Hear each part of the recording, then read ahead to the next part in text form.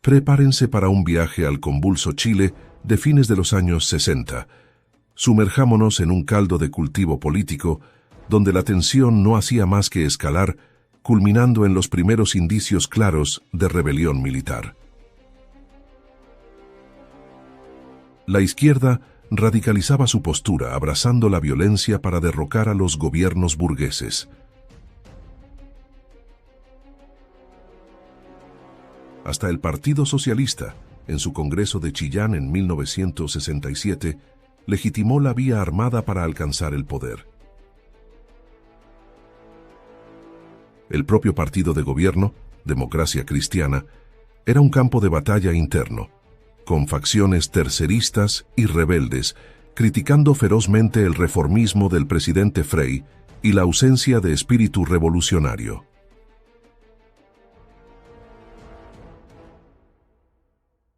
La derecha, por su parte, estaba en el limbo, aislada y sin un rumbo claro, tras las elecciones de 1965, intentando reorganizarse con la creación del Partido Nacional en 1966. En este escenario de ebullición política, surge otro factor explosivo, el creciente malestar en las Fuerzas Armadas.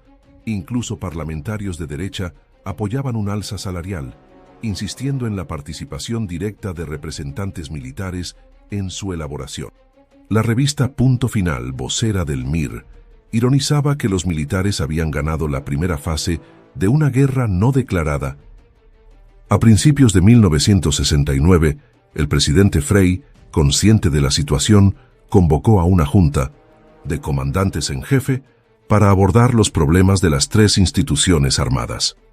En esta reunión, los líderes militares expusieron las necesidades económicas de las instituciones.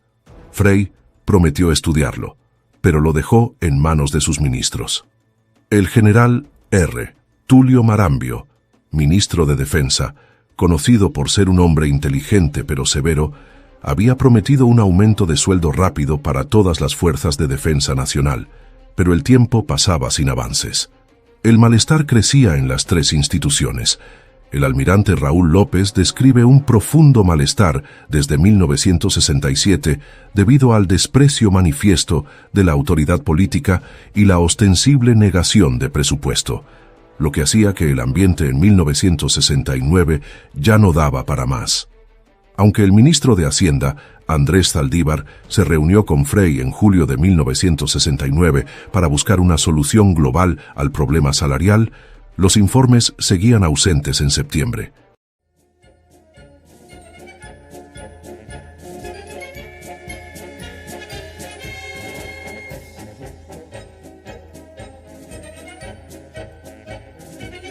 La tensión alcanzó un punto crítico en septiembre de 1969, con reuniones clandestinas de oficiales subalternos en Santiago.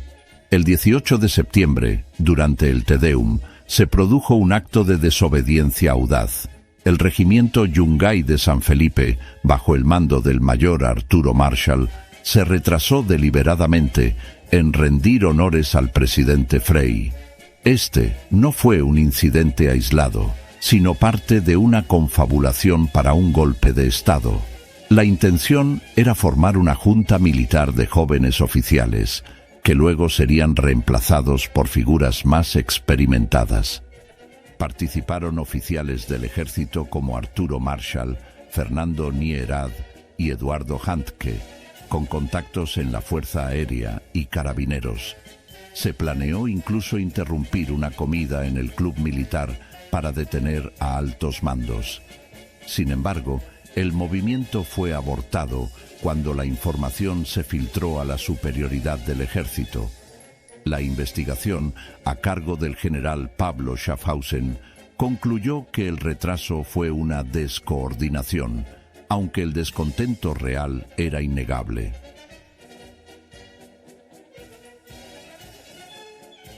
El comandante en jefe del ejército, general Castillo, ya había advertido al ministro de Defensa el 15 de septiembre de la grave situación: aumento de retiros, oficiales y suboficiales trabajando de noche, muchos manejando taxis, esposas trabajando y un creciente malestar por la falta de confianza en los superiores y el propio ministro.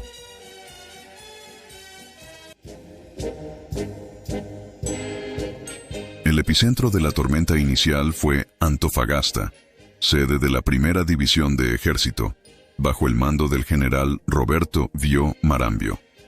Vio, un hombre serio y reservado con un estilo de liderazgo peculiar que le ganaba la popularidad de su personal, convocó a una reunión histórica en el cine del Regimiento Exploradores a fines de septiembre de 1969.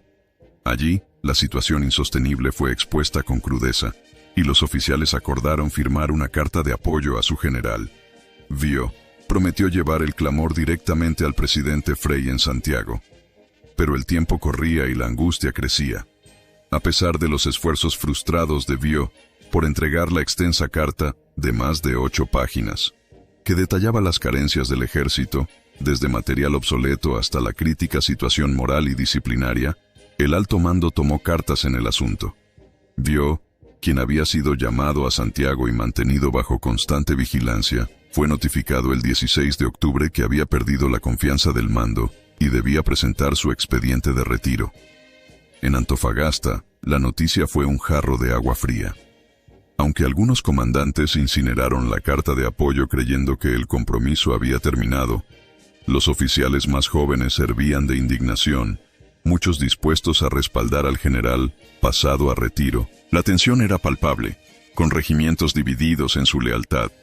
Y la prensa, el diario La Segunda, no tardó en filtrar la carta, provocando la incautación de su edición por parte del gobierno.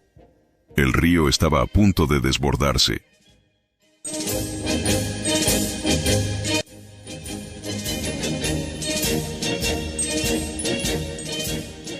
En Santiago la inquietud era máxima. Grupos de oficiales subalternos, algunos de los cuales ya habían conspirado en el fallido Movimiento de Septiembre, se reunían clandestinamente. La madrugada del martes 21 de octubre, después de largas discusiones en una casa cercana al Estadio Nacional, un grupo de tenientes y capitanes tomó una decisión trascendental: acuartelarse de inmediato en el regimiento Tacna. A las 3 de la mañana, el personal del Tacna fue levantado, la situación explicada, y todos acordaron apoyar el movimiento. Armamento y munición fueron repartidos, y se prepararon para un combate que veían muy probable. Una delegación fue a buscar al general Vio, quien inicialmente desanimado tras su llegada a la capital, fue increpado por el capitán Víctor Mora. Si usted no sale, la suboficialidad y la tropa van a hacer quizás que embarrada. Si es así, tendremos que salir solos con el Tacna. A las 02:30 del 21 de octubre, Vio aceptó la solicitud, y a las 6:30 de la mañana, tomó el mando del regimiento Tacna. Unidades de la Escuela de Suboficiales y del Regimiento Blindado se sumaron, aunque a sus comandantes no se les permitió el ingreso. El gobierno reaccionó de inmediato, decretó estado de sitio y movilizó fuerzas leales al estadio militar. El ambiente era de máxima tensión. Desde el Tacna se realizaban disparos al aire para dispersar a civiles curiosos. Cerca de las 11:00, el general Vio se dirigió al público desde el techo de la unidad, advirtiendo que si sus requerimientos no eran aceptados, avanzaría con sus tropas hacia La Moneda. Al mediodía, Vio, ya con periodistas en el cuartel, declaró que llegaría hasta las últimas consecuencias, y que solo le interesaba el cambio del Estado Mayor, que estaba podrido. La respuesta del gobierno no se hizo esperar. El general Alfredo Mann, comandante de la guarnición de Santiago, ingresó al cuartel para parlamentar con Vio. Mientras tanto, fuerzas leales desde Valparaíso, San Felipe, Los Andes y otras ciudades se concentraban en el Parque Cousiño, listas para atacar el Tacna si era necesario, a pesar de las vacilaciones de algunos oficiales que se negaban a ir contra sus compañeros de armas. Estas fuerzas estaban al mando del general Emilio Cheire Tutín. La tarde trajo más drama. Líderes demócrata cristianos y exministros se entrevistaron con Vio. Columnas de civiles, algunas de ellas de izquierda, marcharon hacia el regimiento con antorchas, generando enfrentamientos. Alrededor de las 9 de la noche, se produjeron choques entre militares y civiles, con disparos que hirieron a 14 personas en su mayoría en las piernas. El general Mann, por encargo del presidente Frey, ordenó el alto al fuego inmediato. Finalmente, a las 04:15 de la madrugada del 22 de octubre, el general Vio comunicó que entregaría el mando al general Mann, poniendo fin al acuartelamiento. La entrega del regimiento Tacna se formalizó con la firma de un acta entre Vio y el subsecretario de Salud, Patricio Silva Garín. En el documento, Vio acató la autoridad del presidente. Se reconoció la renuncia del ministro de Defensa y la promesa de solución urgente al problema económico de las Fuerzas Armadas. Crucialmente, el general Mann, en representación del ejército, empeñó su palabra de honor de que no habría represalias ni medidas contra el personal acuartelado, y que se realizaría un sumario único por la justicia militar. Pero la calma era relativa. En la Marina, aunque los almirantes condenaron el hecho, la situación entre los comandantes era diferente. Reunidos en la escuadra, varios expresaron su solidaridad con el movimiento y su negativa a disparar contra el ejército. El almirante Raúl López Silva, por ejemplo, le comunicó al almirante Tirado que la escuadra se mantenía independiente en este momento, a la espera del desarrollo de los acontecimientos. En la Fuerza Aérea, la firme actitud del coronel Fernando Matei fue clave para evitar la participación de su unidad, a pesar de las simpatías internas por Vio. Más allá de los nombres, el Tacnazo fue un punto de inflexión histórico. El clímax de la insatisfacción profesional. Fue la culminación del malestar extremo por las paupérrimas condiciones, la falta de armamento, equipamiento y remuneraciones que venían sufriendo las Fuerzas Armadas desde fines de los años 50.